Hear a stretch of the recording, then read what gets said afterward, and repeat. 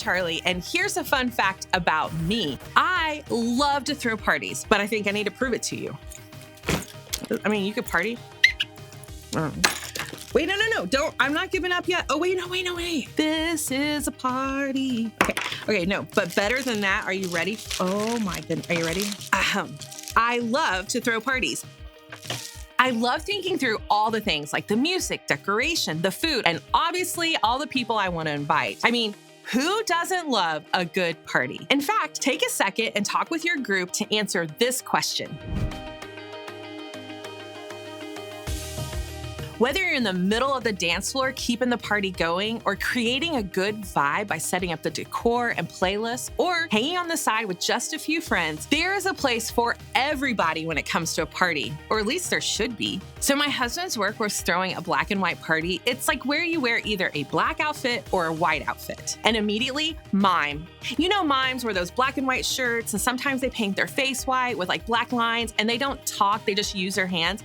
So I totally Googled mime and I dressed up like it. And when we went to the party, all the other adults were just dressed in black or white. I was the only one in a costume. I thought I was gonna die. Maybe you can relate. In fact, I'm pretty sure you can, because in a lot of ways, it can feel like there are two groups in life, the in group and the out group. Think about it. This probably happens in your school, your neighborhood, on your sports team, and your friendships, and maybe even at home. Maybe you have a group of friends that you've been close with since you were little, and with them, you feel like you fit in. Maybe you moved to a neighborhood that most of the kids in your school don't live in, and you feel more left out at school. Maybe you have different interests than a lot of the kids in your group at church, so sometimes you even feel left out here. Or maybe you feel like you can be yourself with your family, and that makes home feel like a place where you fit in.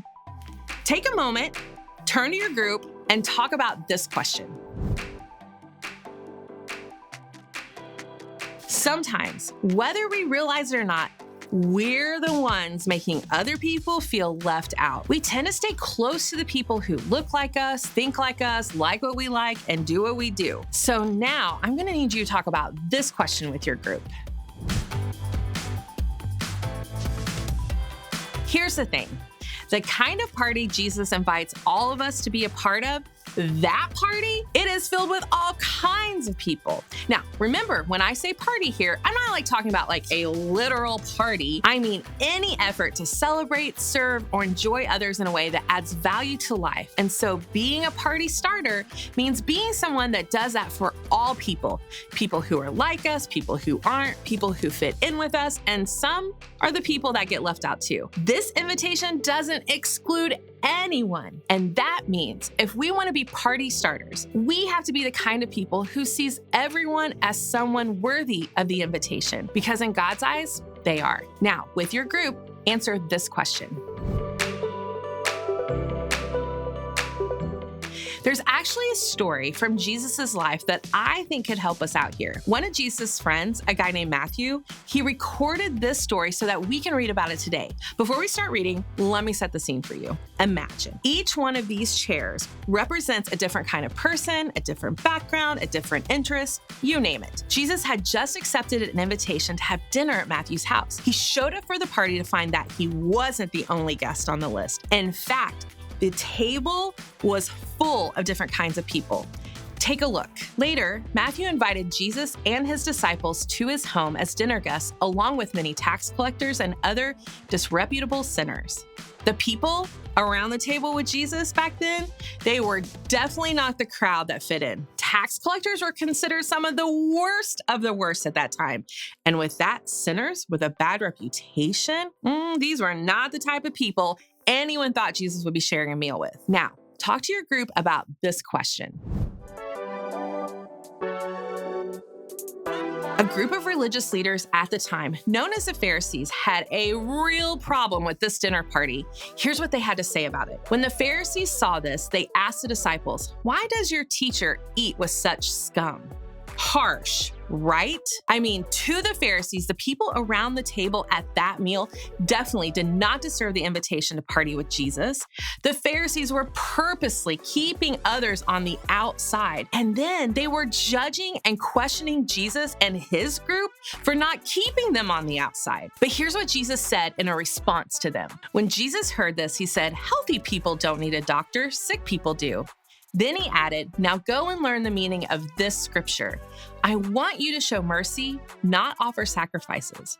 For I have come to call not those who think they are righteous, but those who know they are sinners." Jesus knew that most people categorize the tax collectors and sinners as bad people. And to be fair, they definitely had done some things that were not so great. But Jesus' response shows us he didn't care about all that. He wasn't there to judge or exclude or only spend time with the people who lived exactly like he did. He wasn't concerned with who the Pharisees or anyone else thought he should give his time and attention to. See, Jesus came to care for those who needed him most. He came to show grace and love to the sinners, the tax collectors, and anyone else who had felt like they were cast out of the group. Most of us know that there's nothing worse than going somewhere and feeling isolated and unwanted. But on the flip side, few things feel as good as someone making space for you and making sure you feel like you belong. And that's what Jesus did here. And that's what we can do for others too.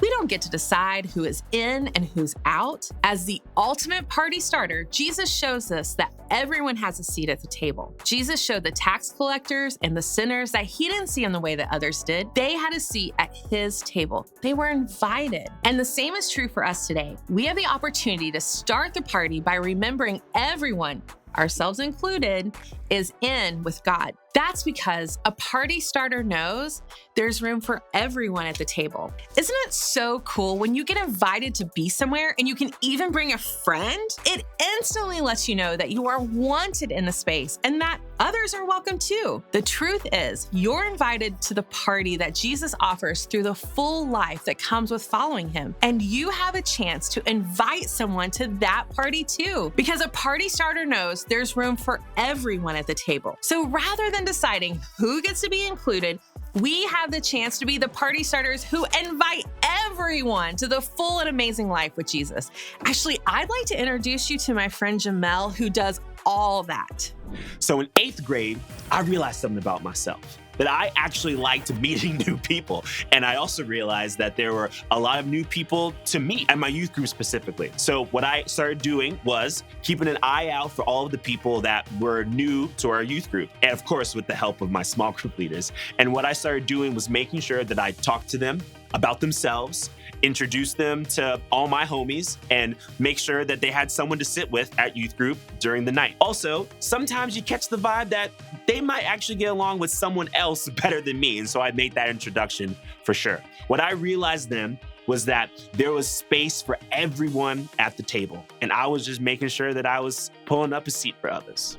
You can be the kind of person that makes sure everyone knows that they fit in and they're invited to the incredible life Jesus offers to all of us.